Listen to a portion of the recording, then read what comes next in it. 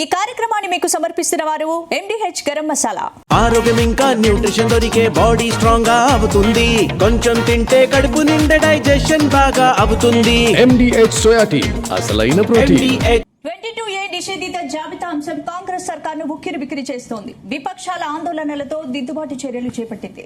అయితే 22A భూములపై BJP MP Etela Rajender చేసిన పోరాటమే రేవంత్ సర్కార్ను వణికించిందని తెలుస్తోంది. భూ బాధితులతో కలిసి ఈటెల చేసిన నిరసనలతోనే సీఎం రేవంత్ దిగొచ్చారనే టాక్ పొలిటికల్ సర్కిల్ వినిపిస్తోంది. అసలు నిషేధిత జాబితాలో లక్షల ఎకరాలు ఎలా చేరాయి? 22A వెనుక ఉన్నదెవరు? సర్కార్ అసలు లక్ష్యమేంటి? ఈ అంశాలపై తాజా రాజకీయ పరిణామాలపై మల్కాజ్గిరి ఎంపీ ఈటెల రాజేందర్ గారు మనతో పాటు స్టూడియోలో ఉన్నారు. వారిని అడిగి తెలుసుకుందాం. నమస్తే సార్, వెల్కమ్ టు నమస్కారం. ఈటెల రాజేందర్ గారు, జీ తెలుగు కోసం సమయం కేటాయించిన ధన్యవాదాలు sir.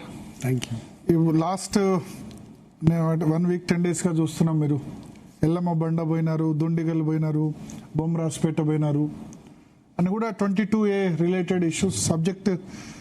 I think 1 week back మీరు ప్రెస్ మీట్ పెట్టి మాట్లాడారు, ఇది చాలా పెద్ద ఇష్యూ కాబోతుందని చెప్పి. ఎస్పెషల్ మీ పార్లమెంట్ సెగ్మెంట్ బాగా ఎఫెక్ట్ అయింది, మేడ్చల్ పార్లమెంట్ సెగ్మెంట్లో. బట్ ఈ ఇష్యూ చాలా రోజుల నుంచి ఉంది. ఈ మధ్యలో ఎందుకు ఎక్కువ వస్తుంది? ఎందుకంటే 2025 డిసెంబర్ నుంచి ఈ జాబితాలో పెట్టారు. బట్ ఈ 1-2 మంత్స్గా ఎందుకు ఎక్కువ హైలైట్ అవుతుంది? రీజన్ ఏంది? యాక్చువల్గా భరత్ గారు, హైడ్రా వచ్చినప్పటి నుంచి నేను కొట్లాడుతున్నా. చాలా మంది తెలియదు ఏంటంటే, హైడ్రా వచ్చినప్పుడు నేను అన్న మాట ఏంటంటే, అరే పెద్దలు ఏవైతే గద్దల్లాగా తన్నకపోయినారో భూమి, మీ భూభారతిలో భూహారతి ఎట్లయితే మారుతా ఉందో, భూహారతిగా మారిందో, వాటిని కాపాడే ప్రయత్నం చేయండి తప్ప మీరు పేదల ఇండ్లు కూల్చివేయడం, ఎప్పుడో పర్మిషన్లు వచ్చి కట్టుకున్నటువంటి కాలనీల మీద పడి కూల్చేయడం అనేది మంచిది కాదని చెప్పి చాలా రోజులు ఫైట్ చేస్తున్నారు. కానీ ఈ 22A ఈ మధ్య కాలంలో ఇబ్బడి ముబ్బడిగా దాదాపు 1 కోటి ఎకరాలలో ఈ 22A పెట్టడమే కాకుండా 35 ఏళ్ల క్రితం 25 ఏళ్ల క్రితం ఏ కాలనీలు అయితే హైదరాబాద్ వెలిసినాయో, అన్ని రకాల పర్మిషన్లతో ఇవాళ బ్యాంకు రుణాలతో వెలిసినాయో, అలాంటి వాటిల్లో ఏమైపోయింది వీళ్ళకి తెలియదు. ప్రపంచ జనానికి ఎవరైనా అమెరికాకు పోయి కొడుకు లోన్ కావాలంటే కుదవబెట్టాలనుకున్నా, ఏదైనా అప్పుల పాలై అమ్ముకోవాలనుకున్నా, లేకపోతే ఏదైనా కారణాల వల్ల ఇల్లు అమ్ముకోవడానికి పోతే, రిజిస్ట్రేషన్ పోతే మీది నిషేధిత జాబితాలో ఉందని చెప్పి పెట్టిండు. అంటే ఎప్పటి నుంచో పెట్టింది వీళ్ళు. వీళ్ళ ఎజెండా ఏముంది అని అర్థమైందంటే, 10 లక్షల కోట్ల రూపాయలు వసూలు చేయాలనేటువంటి ఎజెండా తోటి ఇట్లాంటి దుర్మార్గాన్ని కొడి 10 లక్షల కోట్లు. 10 లక్షల కోట్లు ప్రభుత్వానికా లేకపోతే ఇండివిజువల్ వ్యక్తులకా? మరి ప్రభుత్వానికని అంటున్నారు. దాంట్లో వీళ్ళ కమిషన్ ఎంత పోతుంది మీకు తెలుసు. వీళ్ళు ఈ మధ్యకాలంలో ఒక ఫిక్స్డ్ అదే అయిపోయింది. ఫైనాన్స్ డిపార్ట్మెంట్లో ఏదైనా చెక్ పాస్ కావాలంటే 10% అనేది అయిపోయింది. కొద్దిమంది ఎమ్మెల్యేలకు లీటర్ ప్యాడ్ల మీద 50 లక్షలు ఎంతో ఇవ్వచ్చు, ఎంపీలకు 2 కోట్లు 5 కోట్లు ఇవ్వచ్చు. కానీ ఇవి పక్కకు పెడితే ఇవాళ 10% లేకుండా ఎట్లయితే ఫైనాన్స్ నుంచి బిల్లు శాంక్షన్ కాదు, డబ్బులు రావు, అదే పద్ధతిలో ఇవాళ ఓఆర్సీలు తెచ్చుకోవాలన్నా, మీరు కన్వర్షన్ చేసుకోవాలన్నా, లేకపోతే ధరని ఇవి ఎక్కించుకోవాలనుకున్నా కూడా, రికార్డులు ఎక్కించుకోవాలనుకున్నా కూడా 30% లేకుండా సాధ్యమైతే లేవనేది అలా తేలిపోయింది. ఇంకా గమ్మత్ ఏంటంటే, అసైన్మెంట్ భూములు, దేవాలయ భూములు ఇట్లాంటి అయితే 50 గవర్నమెంట్ వర్సెస్ ప్రైవేట్ వ్యక్తుల మధ్య పంచాయతీ అయితే 50% దాకా కూడా పోయిన సందర్భాలు లేవు. అదొక అలాగ విషయం. కానీ ఇవన్నీ పెట్టి ప్రభుత్వ పరంగా డబ్బులు వసూలు చేయడమే కాకుండా వాళ్ళ స్వామి కార్యం స్వాహకార్యం అన్నట్టుగా ఉండే ఆస్కారం ఉంటుంది. కాబట్టి ఇవాళ రెవెన్యూ మంత్రి గారు చెప్పినట్టుగా ఏదో ఉద్యోగులై తప్పు పని చేసిండ్రు, మాకు తెలియకుండా చేసిండ్రు అని చెప్పి మాట్లాడుతూ శుద్ధ తప్పు. ఇలా రేవంత్ రెడ్డి గారికి ఈ రాష్ట్రంలో నాకు తెలిసి మీరు ఎప్పుడో 20-25 ఏళ్ళుగా ఈ రెవెన్యూలో నిష్ణాతులైన అడ్వకేట్లతో సంబంధాలు పెట్టుకున్నాడు. రెవెన్యూ డిపార్ట్మెంట్లో పనిచేసి రిటైర్డ్ అయినటువంటి నిష్ణాతులే పెట్టుకున్నాడు. ఈ రియల్ ఎస్టేట్ గురించి, రియల్ ఎస్టేట్ వ్యాపారం గురించి ఆయన సిద్ధహస్తుడు. ఆయన చాలా రీసెర్చ్ స్కాలర్. ఆయన మించిన ఎవరు లేరు. అప్పుడప్పుడు ఎప్పుడైనా వాళ్ళు ఎమ్మెల్యేలు ఈ ప్రస్తావన చేసినప్పుడు, మంత్రి ప్రస్తావన చేసినప్పుడు నాకంటే ఎక్కువ ఎక్కడ ఆయన మీకు అని చెప్పి దదరగొట్టే పరిస్థితి కూడా చూసుకుంటాం మనం. కాబట్టి ఆయనకు అవగాహన లేకుండా పనిచేసిన కాదు. ఇవాళ హైదరాబాద్ చుట్టుపక్కల కావచ్చు, తెలంగాణలో వాల్యూ భూములు ఎక్కడెక్కడైతే ఉన్నాయో ఆ జిల్లాల కలెక్టర్లకు వీళ్ళు ఏం ఆదేశాలు ఇచ్చి ఉంటారంటే, మీరు మా ప్రమేయం లేకుండా ఎంఆర్ఓలకి, ఆర్డీఓలకి, కలెక్టర్లకు హక్కులున్నప్పటికి కూడా కొన్ని చిన్నవి ఉంటాయి. హక్కులు ఉన్నప్పటికి కూడా మా ప్రమేయం లేకుండా మాకు ఇంటిమేట్ చేయకుండా మీరు చేయొద్దు. ఏది 22A నుంచి తీసేయొద్దు. 22A మాత్రమే కాదు, ఇలా ఓఆర్సీలు రావాలన్నా, మ్యూటేషన్ చేయాలన్నా, ఎన్ఓసీలు రావాలన్నా, ఇట్లాంటి ఏవైనా కూడా వాళ్ళకు ప్రమేయం లేకుండా, వాళ్ళకి సమాచారం లేకుండా చేయొద్దు. పేరుకు మాత్రమే ఆర్డీఓ స్థాయిలో అయిపోతుంది, పేరుకు మాత్రమే ఎంఆర్ఓ స్థాయి అయిపోతుంది. ఇది ఉన్నప్పటికి కూడా కలెక్టర్ దగ్గరికి పోయింది కాదు. కలెక్టర్ ఏం చెప్తాడు, చక్కన నువ్వు పైన మాకు ఫోన్ చేయించండి, ప్రాసెస్ అయిపోతుంది. ఇవాళ హుడా ఉంది, హుడాలో కూడా పలానా ఆయన దగ్గరికి పోయేస్తేనే, అంటే ఒక్కొక్క డిపార్ట్మెంట్కి ఒక్కొక్కటి పెట్టుకున్నారు. ఒకనాడు కేసీఆర్ గారి ప్రగతి భవన్లో వాళ్ళ కుటుంబ సభ్యులే ఉన్నారని ఆరోపణ ఉంటే, ఇవాళ రేవంత్ రెడ్డి గారి సర్కార్లో మాత్రం 10ల సంఖ్యలో ఒక ఫహీం గారు ఉంటారు, ఒక అనిల్ రెడ్డి గారు ఉంటారు, ఒక ఏబి రెడ్డి గారు ఉంటారు, ఒక రోహన్ రెడ్డి గారు ఉంటారు. ఇట్లా వాళ్ళ కుటుంబ సభ్యులు అందరూ రియల్ ఎస్టేట్లో ఉంటారు. మీకు తెలుసు, వాళ్ళ అన్నదమ్ములంతా అన్ననే ఉంటారు. అనేక మంది అయిపోయిన ఇలా ఒకళ్ళు ట్రాన్స్పోర్ట్ డిపార్ట్మెంట్ చూసుకుంటారు, ఒకరు హుడా చూసుకుంటారు, ఒకరేమో రెవెన్యూ చూసుకుంటారు. ఇట్లా ఒక డ్రాకులలాగా విస్తరించున్నారు. కాబట్టి వీళ్ళు అచానకులో తెలియకుండా అనుకోకుండా అధికారులే పెట్టిందని చెప్పినప్పటికీ కూడా ఇది శుద్ధ తప్పు, 100% కానీ ఇప్పుడు ఇట్లా పెట్టడం వల్ల రేవంత్ రెడ్డికి ప్రభుత్వానికి వచ్చే యూజ్ ఏంది? ఇప్పుడు మీరు అన్నారు ఇది వేలాది భూములు, ఇప్పుడు నిన్న కాల్ వచ్చింది కూకట్పల్లి, మీ నియోజకవర్గమే, అపార్ట్మెంట్లు 1000 అపార్ట్మెంట్లు ఉన్నాయి మా దానిలో పెట్టారని చెప్పి. సో ఈ 1000లో అమ్మడానికి వచ్చినప్పుడు వాళ్ళకి తెలుస్తుంది 22A ఉందని చెప్పి, లేదా అపార్ట్మెంట్లో ఒక్కళ్ళు అమ్మినా మన అపార్ట్మెంట్ కాంప్లెక్స్ 22Aలో ఉందని తెలుస్తుంది. వాళ్ళందరూ ఓటేయడానికి అవకాశం ఉండదు కదా. ఒకవేళ రేవంత్ రెడ్డి లేకపోతే ప్రభుత్వం అనుకుంటే నిషేధిత జాబితాలో పెడితే ఆ అపార్ట్మెంట్ చిన్న అపార్ట్మెంట్ల దగ్గర పైసలు వసూలు చేయలేరు కదా. చేస్తే పెద్ద కమర్షియల్ కాంప్లెక్స్, పెద్ద ల్యాండ్స్ దగ్గర చేయగలుగుతారు తప్ప ప్రతి చిన్నదానికి కూడా 22Aలో పెడితే అది వ్యతిరేకత రాదా? రేపు జిహెచ్ఎంసీ ఎలక్షన్స్ కూడా ఉన్నాయి. సరే, వాళ్ళ డిసైడ్ చేసుకున్నారు, మళ్ళా మేము అధికారంకి వచ్చేది లేదు, మళ్ళీ మాకు ప్రజలు ఓట్లేసే ఆస్కారం లేదు, దీపం ఉన్నప్పుడే ఇల్లు చక్కబెట్టుకోవాలి, అందిన కాడికి వసూలు చేసుకోవాలని చెప్పి ఈ పొలిటికల్ లీడర్లు ఉన్నారు. ఇలా అధికారులు కూడా గట్టిగా ఉన్నారు. దాంట్లో ఏం అనుమానం లేదండి. మీరు ఎవరిని అడగండి, ఇప్పుడు కాంగ్రెస్ పార్టీ అధికారానికి వచ్చిన తర్వాత ఎట్లుంది అంటే పేన మీద నుంచి పొయ్యిల పడ్డం బిడ్డ అంటారు. ఇది అందరు ఆన్సర్. అందుకనే ఈ చిన్న పెద్ద అని తేడా లేదు. రేవంత్ రెడ్డి చాలా కాన్ఫిడెంట్ గా ఉన్నాడు, మళ్ళీ అధికారంలోకి వస్తాను. సరే, మంత్రులు పక్కన పెడితే కేసీఆర్ కూడా ఉండే. కేసీఆర్ గారికి మీకు ఒక మాట భరత్ గారు, 2018లో 88 + 2 రెబల్స్ కలిసి 90 సీట్లు గెలిచిన కేసీఆర్కి 2024 ఏప్రిల్కి వచ్చినప్పటికైనా 4 నెలలు 5 నెలల కాలంలోనే 8 సీట్లు పార్లమెంట్లో ఓడిపోయినాం. మీకు ఐడియా ఉండాలి. 4 సీట్లు ఆనాడు పార్లమెంట్ సభ్యులుగా కాంగ్రెస్ పార్టీ గెలిచింది, 4 లోక్సభ సభ్యులుగా బీజేపీ గెలిచింది. మనం మర్చిపోవద్దు. 4 నెలలకి సారు కారు 16 అంటే సారు కారు 16 అంటే ఒక సీట్ ఎట్లాగో ఎంఐఎం ఉంటుంది కాబట్టి, అంటే 17 మావే అనే పద్ధతిలో మాట్లాడిన నినాదం ఇచ్చిండ్రు. అయిందా అండి? ఇలా జాగీర్ పార్టీలది కాదు, జాగీర్ లీడర్లే కాదు, జాగీర్ ప్రజలది మాత్రమే. మనకు అర్థం కావాలి. అందుకనే గ్రాంటెడ్గా ఇక మొత్తం మాదే అంటట్టు ఏమి ఉండదు. ఈ 2024లో డబ్బులు ఖర్చు పెట్టలేదా కేసీఆర్ గారు? 2023లో ఖర్చు పెట్టలేదా కేసీఆర్ గారు? ఏమంటారు, నేనే డబ్బులు ఇస్తా, నేనే బీఫామ్ ఇస్తా, నేనే నా ఫోటో ఇస్తా, నేనే వచ్చి ప్రచారం చేస్తా, మీరందరూ నిమిత్త మాత్రలాగా ఉండండి, మేము గెలిపిస్తా అన్నారు. గెలిపించిందా కేసీఆర్ గారు? మరి సాధ్యం కాదు. రేవంత్ రెడ్డి గారు కూడా నేను గెలిపిస్తా, ఎల్లవేళలా అబద్ధాలు నడవవు. ఒక్కసారి బుకాయించవచ్చు, 2 సార్లు బుకాయించవచ్చు, కానీ అన్ని వేళల్లో బుకాయించి నడుపుతామనంటే అంతకంటే వెర్రి బాగోతానం ఇంకోటి ఉండదు భరత్ గారు. ఓకే, సో ఇప్పుడు ఈ 22A అధికారుల ప్రమేయం ఏమాత్రం లేదు, ప్రభుత్వ పెద్దల ఆదేశాలు అయితే రేవంత్ రెడ్డి తన సొంత ఇల్లు 22Aలో ఎందుకు పెట్టుకుంటాడు? అంటే అక్కడ ఇష్యూ ఏంటంటే, అంటే నా ఇల్లు కూడా పడ్డది, నేను కూడా అతిథులు కాదని చెప్పుకోవడానికి పనికి వస్తుందేమో, కానీ వీళ్ళ ప్రమేయం లేకుండా అయితే మాత్రం పెట్టరండి. వీళ్ళ ప్రమేయం లేకుండా పెట్టరు. ప్రమేయం ఉండే జరిగింది. 100%. ఇప్పుడు మరి తీసేస్తాం అంటున్నారు కదా, ఏం తీసేస్తాం?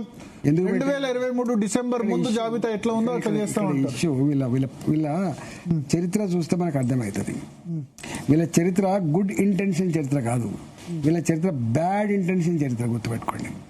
వీళ్ళు ఇప్పటికే వీళ్ళు ఏం చేస్తున్నారు, నేను ఇప్పటిదాకా చెప్పినట్టుగా, నువ్వు ఈ కన్వర్షన్స్, మ్యూటేషన్స్, ఓఆర్సీలు, ఎన్ఓసీలు ఏవి ఇవ్వాలన్నా కూడా డబ్బులు లేకుండా సాధ్యమైతలేమనే విషయం మనకు అర్థమైంది కదా. బీచ్ కూడా దేనికో దానికి పెట్టుకుంటారు. ప్రభుత్వ పరంగా డబ్బులు కట్టించుకోవడానికి వీళ్ళు పథకం వేసి ఉంటారు. ఆ క్రమంలో వాళ్ళకు కూడా ఇంత వసూలు చేసుకోవడానికి ప్లాన్ వేసుకొని ఉంటారు. ఇప్పుడు మీ ఉద్దేశంలో ధరణి బెటరా, భూభారతి బెటరా? ధరణి పేదవాళ్ళ నిండా ముంచింది, వాళ్ళ భూములకు హక్కులు లేకుండా చేసింది. మీకు తెలుసు, ఇలా కొన్ని చెప్పాలంటే కొన్ని లక్షల ఎకరాల భూములు ఆనాడు ధరణి వచ్చిన తర్వాత కబ్జా కాలంలో ఉండాల్సినటువంటి ఆ రైతుల పేర్లు, ఇవాళ కాస్త కాలంలో ఉండాల్సినటువంటి ఆ రైతుల పేర్లు లేకుండా జరిగి ఇవి ప్రభుత్వ భూములుగా ఎంటర్ చేసిండ్రు. ఏ రకం పోరాటాల ద్వారా, అనేక పోరాటాల ద్వారా దున్నేవాడికే భూమి కావాలని చెప్పి తెలంగాణ సాయుధ పోరాటం మొదలైంది. ఇక్కడ భరత్ గారు కొన్ని లక్షల ఎకరాల భూములు పంచబడ్డాయి. కొన్ని లక్షల ఎకరాలు, దాదాపు 23-24 లక్షల ఎకరాల భూములు పేదవాళ్ళకి ఇక్కడ అసైన్మెంట్ చేయబడ్డ భూములు ఉన్నాయి. దేవాలయ భూములు, మాన్యాల భూములు, దొరల దగ్గర ఎట్టి చేస్తే తీసుకున్న భూములు, ఇలా ఊర్లలో సాదా బైనామా మీద కొనుక్కున్నటువంటి భూములు, ఇవన్నీ కూడా మళ్ళా పాత ఓనర్లు లేదా ప్రభుత్వం లేదా దేవాలయం ఇట్లా వక్ భూములని దాన్ని రావడం. అంతకుముందు రైతుల పేర్లు ఏ కబ్జా కాలంలో కాస్త కాలం ఉండను, ఆ కాస్త కాలంలో కబ్జా కాలంలో కూడా ప్రభుత్వపరమైన భూమి అని, దేవాలయాల భూమి అని చెప్పి ఇవాళ గతంలో 60 ఏళ్ల క్రితం 50 ఏళ్ల క్రితం ఏ భూస్వాములు అయితే ఈ భూములు అమ్ముకున్నారో వాళ్ళ భూములని, ఏ భూస్వాముల భూములు అయితే ఆయన పోరాటం ద్వారా తెచ్చుకున్నారో ఆ భూస్వాముల పేర్లు వచ్చినాయి తప్ప వీళ్ళ పేర్లు లేవు. గారు నష్టం. మీరు అనుభవదారుడు అన్న కాలంను సమర్థిస్తున్నారా? అది ఉండడానికి 100% ఎందుకు ఉండదండి? ఎట్లుంటదండి? ఇప్పుడు కేసీఆర్ గతంలో ఒక ఉదాహరణ చెప్పారు, మన ఇంటి కిరాయికి ఇస్తే గనక కిరాయి కొన్నవాడిదే ఇల్లు అంటే కరెక్టేనా, అనుభవదారుడు వల్ల పంచాయతీ అవుతుంది అని చెప్పి. అట్లాగా అండి, అనుభవించేవాడి కాలం. ఇప్పుడు నీకు 38 కింద భూములు ఇచ్చింది. 38 అంటే కౌలు తీసుకున్న వాళ్ళకు ఒక చట్టం తెచ్చి 38 కింద సంవత్సరాల తరబడి కాస్త చేసుకున్నారు. 40% భూములు ఇచ్చిన చరిత్ర ఉన్నది. ఇప్పుడు రెండవది, ఇప్పుడు ప్రభుత్వపరమైన భూమి ఉంటుంది. ప్రభుత్వపరమైన భూమిని ఒక 5 తరాల క్రితం నుంచి వెళ్ళి వాళ్ళు దున్నుకుంటున్నారు అనుకోండి. ఇప్పుడు మా దగ్గర బొమ్మరాజపేట అనే ఊరు ఉంటుందండి. మా దగ్గర ఒక దుండిగల్ అనే ఊరు ఉంటుంది.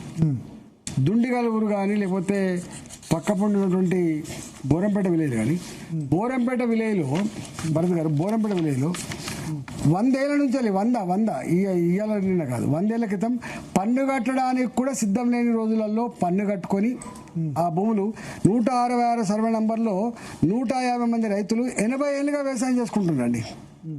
80 ఏళ్ళుగా 472 సర్వే నంబర్లో 30 ఎకరాల భూమిని 40 కుటుంబాలు చేసుకుంటున్నాయండి.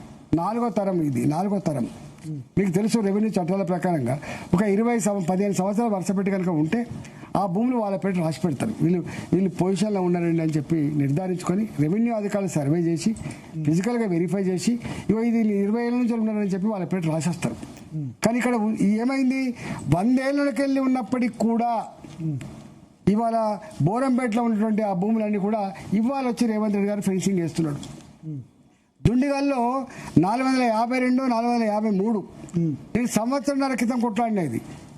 మీరు అసలు ఏమనుకుంటున్నారు? ఫెన్సింగ్ వేసి ప్రభుత్వానికే కదా ఇచ్చేది. ప్రభుత్వానికి ఇస్తా అంటే ఎట్లిస్తావు? ఎందుకు ఇస్తావు?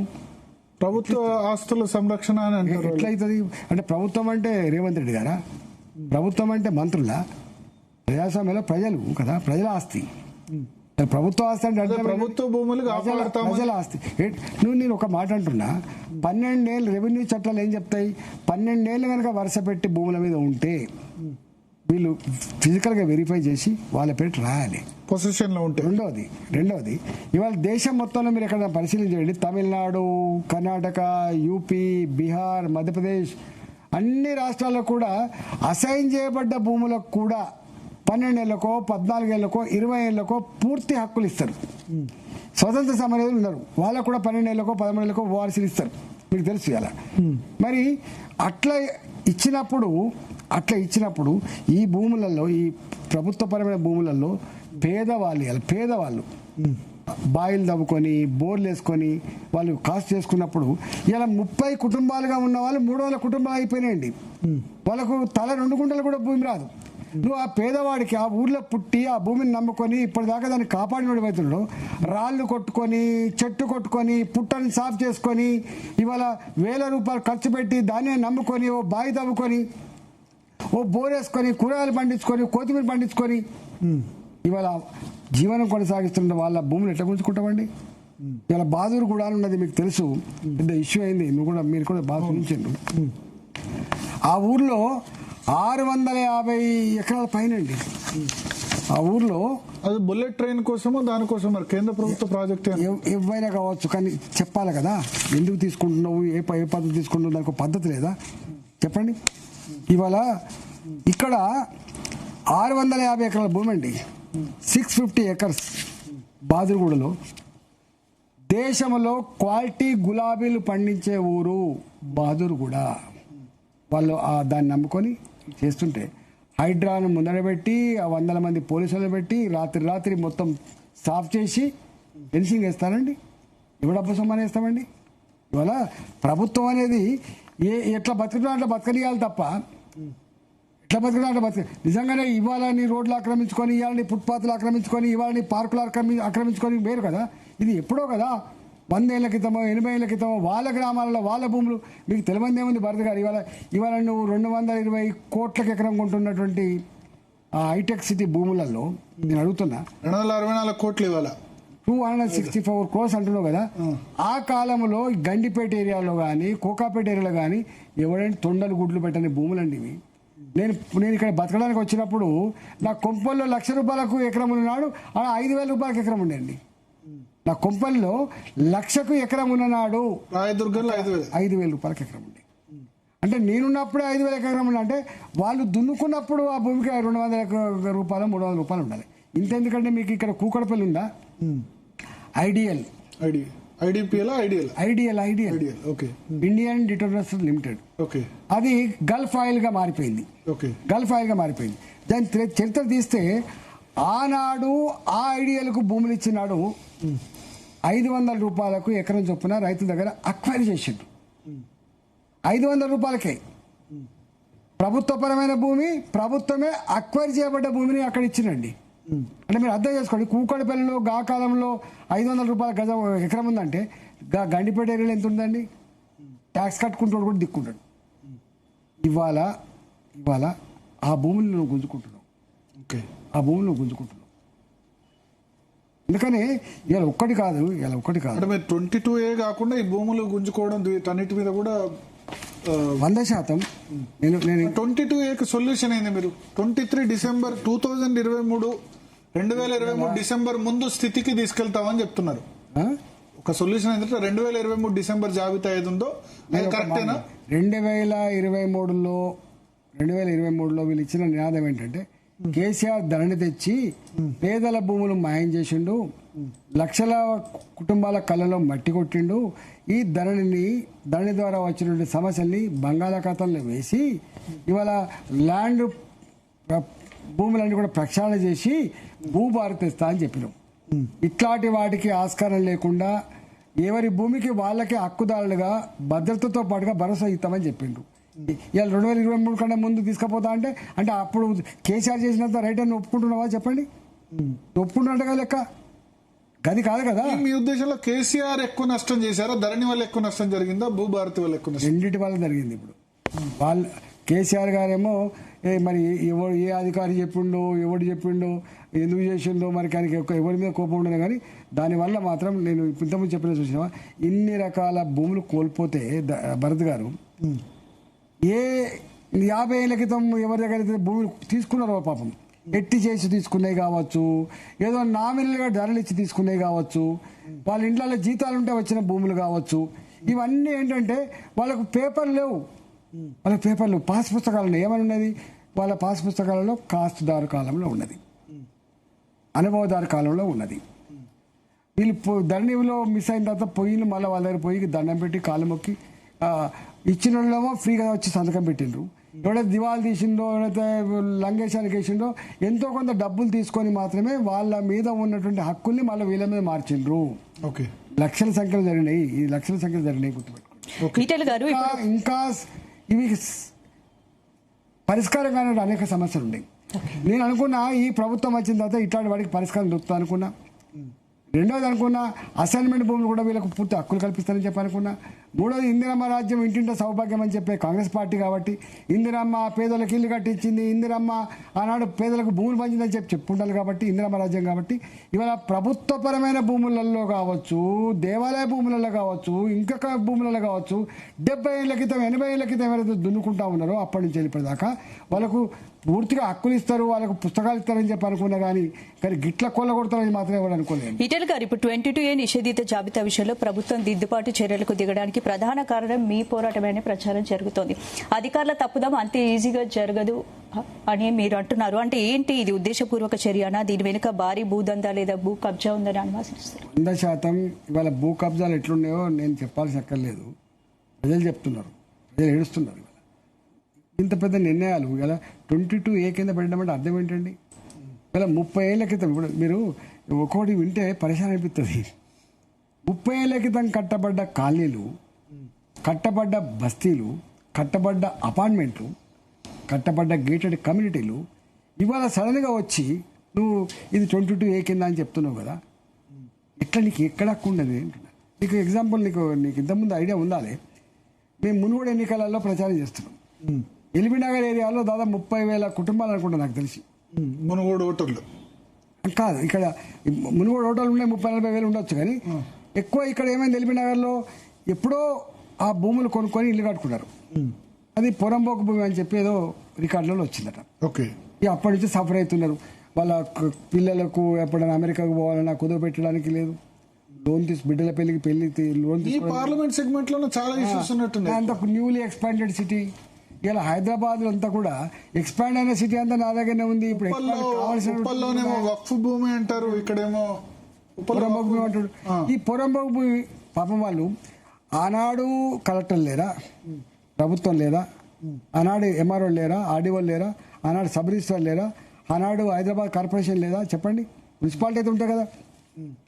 ఆనాడు అన్ని రకాల పర్మిషన్లు తెచ్చుకొని బ్యాంకులను తెచ్చుకొని కట్టుకున్న ఇళ్లను నువ్వు ఇది పొరంబోకు భూమిలో అని చెప్పి 20-30 ఏళ్ళ తతలు అని దాన్ని నువ్వు ఏం చేసినావు?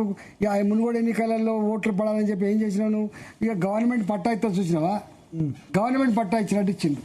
వాళ్ళు కొడుకున్నా, వాళ్ళు రుణం తీసుకున్నా, వాళ్ళు కట్టుకున్న ఆ ఇల్లు ప్రభుత్వం స్థలం ఇస్తే కట్టుకున్న ఇళ్ళ కింద అమ్ముకోవస్తుంది అని ఎప్పుడన్నా అయ్యా.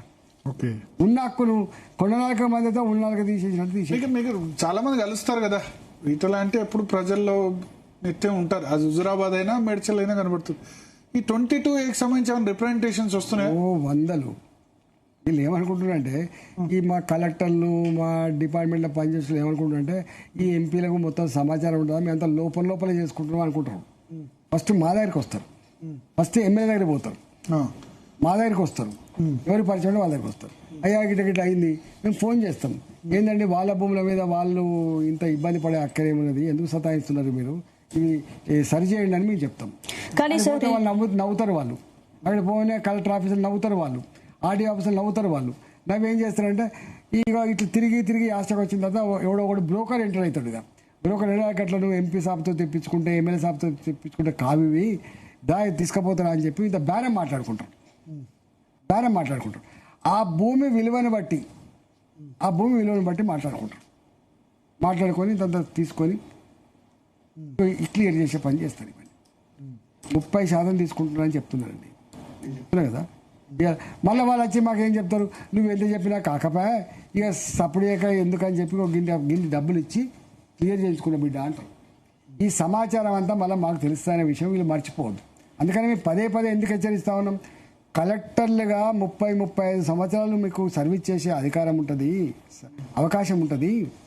మీరు ఐఏఎస్ చదువుకున్న వాళ్ళు, మీరు బాసుల ఆదేశాలే శిరోధార్యంగా మీరు కనుక పరిపాలిస్తే రేపు శ్రీలక్ష్మి ఉదంతం ఏమైందో, ఆచార్య గారి ఉదంతం ఏమైందో, అనేక మంది జైల్లో పోయినరు. మొన్న అమయ్ కుమార్ ఉదంతం ఇప్పటికి ఉన్నది. మొన్న ఇంకా అనేక మంది రెవెన్యూ అధికారుల యొక్క ఉదంతాలు ఉన్నాయి. ఈ మధ్యకాలంలో ఏసీబీ దాడులు చేస్తే 100 కోట్ల రూపాయలు దొరికిపోతున్నాయి. మీరు గట్లాడి చరిత్ర మూట కట్టుకోకండి. ఇవాళ హైదరాబాద్ చుట్టుపక్కల 8 జిల్లాలు ఉన్నాయండి. రంగారెడ్డి జిల్లా, ఇవాళ మేడ్చల్ జిల్లా, మెదక్ జిల్లా, సంగారెడ్డి జిల్లా, భువనగిరి జిల్లా, ఇవాళ చేవెళ్ళ ప్రాంతాలు ఉండేటువంటి ఇవన్నిట్లో కూడా షాద్నగర్ ఉండే ప్రాంతాలన్నీ కూడా ఎక్కడైతే 2 కోట్ల నుంచి 200 కోట్ల విలువైన భూముల ఏరియా ఉందో అట్లాంటి కలెక్టర్లకు వీళ్ళ కంట్రోల్లో పెట్టుకున్నారు అనేది మొత్తం జగమెరిగిన సత్యం. ఇలా ఓకే బ్రోకర్లుగా ఎట్లా చేస్తున్నారో అంత సమాచారం ఉంటుంది. ఇలా వట్టిగా ఏదో గుడ్డిగా మాట్లాడతలేం, మేము పీక్ వచ్చింది కాబట్టి మాట్లాడుతున్నాం. ఇక భరించలేని స్థాయికి వచ్చింది. చివరికి మంత్రులే, వాళ్ళ క్యాబినెట్లో ఉన్న మంత్రులే మీరు ఎందుకు మాట్లాడతలేరు, దీన్ని జరుగుతున్నా కూడా మరి ఎట్లా అని చెప్పి వాళ్ళు మాట్లాడుతారు. ఈ 22A జాబితాలో గ్రేటర్ హైదరాబాద్ పరిధిలోనే వేలాది ఇండ్లు ఉన్నాయని చెప్తున్నారు. మరి ఇలాంటి సిచ్యువేషన్ లో ప్రభుత్వం ఈ నిర్ణయం ఎందుకు తీసుకుంటుందని మీరు అనుకుంటున్నారు? పోయే కాలం వచ్చింది, దీపం ఉన్నప్పుడే ఇల్లు చక్కబెట్టుకోవాలని చెప్పి భావించిందేమో అంతే తప్ప ఏదో ఆలోచన లేకుండా అచానక్లో అధికారులు చేసిన చర్యగా మాత్రం తప్పు. ఇంటెన్షన్గా వాళ్ళకి ఏదో ఉంటుంది వాళ్ళ లోపల. నాకు తెలిసి ఒక 10 లక్షల కోట్ల రూపాయలు మొత్తం హైదరాబాద్ నగరం మీద ఇట్లాంటి వాటిల్లో మరి వసూలు చేయాలనుకున్నారని ఒక వార్త వస్తుంది, నాకు తెలియదు. ఏదో ఒక బ్యాడ్ ఇంటెన్షన్ లేకుండా మాత్రం, ఏదో హిడెన్ ఎజెండా లేకుండా మాత్రం ఇది జరగదు. సో కొద్దిమంది కాలర్స్ ఉన్నారు సార్, మాట్లాడదాం. ఎస్ స్పందన. రైట్, గొట్టె రవి గారు కమలాపూర్ నుంచి. హలో మేడం, నమస్తే మేడం. నమస్తే అండి, చెప్పండి. మేడం, మాకు ఎవరికైనా ఆపద వచ్చిందంటే మేము ఫస్ట్ కలుసుకునే ఆపద ఇల్లు గారి పేరే మేడం. సార్తో మాట్లాడే నాకు చాలా గొప్ప పెద్ద విషయం మేడం. ఓకే, ఎక్కడ హుజురాబాద్ కాన్స్టిట్యున్సీనా? హుజురాబాద్ కాన్స్టిట్యున్సీ కమలాపూర్ మండల్ కమలాపూర్ విలేజ్ నిషేధ జాబితాలని చెప్పిన పోది 52 నెంబర్లు పెట్టింది సార్. ఆ 52 నెంబర్ల బాబతి మేము గత నాకు 3 తరగతులు మేము అదే భూమి మీద ఫైటింగ్ చేస్తాను. ఇక్కడ మాకేమంటే దొరల బొబ్బద్ది అనే బొబ్బులు ఉంటాయి సార్. ఆదిమూల వెంకట నరసింహ, ఆదిమూల రంగారావు, ఆదిమూలం వాళ్ళు ఉంటుంది సార్. వాళ్ళు చనిపోయి చాలా కాలం అవుతుంది, కానీ మేము పట్టల కోసం తిరుగుతుంటే మాకు అయితే కానీ కొన్ని నెంబర్లు మాత్రం కమలాపూర్ ఎంఆర్ఓ చనిపోయిన పేరు రిజిస్ట్రేషన్ పేరు పెడతాను సార్. నేను ఆల్రెడీ సార్ గారికి ఎమ్మెల్యే ఎంపీ గారికి ఇక్కడ మాకాడ అంబాలకాడ సేమ్ అదే ప్రాబ్లం ఉన్నది, కమలాపూర్ అదే మాదిరి ఉన్నది, కర్నూలు అదే ప్రాబ్లం ఉన్నది, పెద్ద గ్రామాల్లో కూడా సేమ్ ప్రాబ్లం ఉన్నది సార్. కానీ మాకు నిషేధ జాబితా తీయమని చెప్పారు కూడా మేము 15వ కాలంలో పెట్టుకున్నాం. ఎందుకంటే ఇది లేదు సార్, మాకు పడ్డది బయట లిస్ట్ కట్టి పని. ఎంఆర్ఓ గారి దగ్గర పోతే ఎంఆర్ఓ గారు ఏమంటారంటే లేదు బాబు ఇది సీలింగ్ సార్, సీలింగ్ అనే బాబు కూడా పూర్తి స్థాయి ఇచ్చింది కదా, మరి అన్ని నెంబర్లకు 52 నెంబర్లకు ఉన్న బాబు మాల్చి ఎందుకు తీసేస్తలేరు, మిగతా వాళ్ళు తీస్తారు అని చెప్పి అడిగాం. అనుడుతో ఎంఆర్ఓ గారు మాకు చెప్పే సమాధానం దానికి కూడా ఇచ్చారు సార్. నేను దానికి సంబంధించిన రిజిస్ట్రేషన్ బాబు చనిపోయిన అనే పేరు కూడా రిజిస్ట్రేషన్ చేసి జరుగుతుందని చెప్పి తీసినాం. దానికి కలెక్టర్ గారు కూడా కంప్లైంట్ కూడా ఇచ్చినాం, కానీ స్పందన లేకపోతే ఏది లేదు. కానీ మిగతా రైతులకు కూడా ఎవరికి న్యాయం చేస్తుంది సార్. ఇప్పుడు నాదే ఉన్నాయి సార్, ఒక 5 ఎకరాలు నేను దున్నుకుంటా, నేను పంట పండించుకోను కాబట్టి పట్టాలనే బాబు తిరుగుతుంటే కూడా కాలే. అది కూడా ఎమ్మెల్యే గారి దృష్టి సార్. అప్పుడు ఎమ్మెల్యే గారు ఉండగా మీరు ఓడిచ్చారు కదా, ఇప్పుడు అయ్యా ఓడిపోయినందుకే ఆపద వచ్చిందంటే ఫస్ట్ గుర్తుకొచ్చేది సారు పేరు. ఆపద వచ్చిందంటే ఫస్ట్ గుర్తుకొచ్చేది సారు పేరు. రావాలా లేకపోతే ఇక్కడ మేడ్చల్లోనే మేడ్చల్ పార్లమెంట్ కంటెస్ట్ చేస్తారంటారు మీరు. ఆ మాట అంటే నేను కాంగ్రెస్ పార్టీ కమలాపూర్లో ఉంటా, కానీ నా బిడ్డ సౌపత్రులు ఉన్నప్పుడు కాపాడిందే ఈటల గారు, అది గొప్పగా చెప్పగలుగుతా. ఏ డాక్టర్ కూడా నాకు పని చేయలేదు, చనిపోదని పంపించినప్పుడు వచ్చి హాస్పిటల్ కూర్చున్నాడు.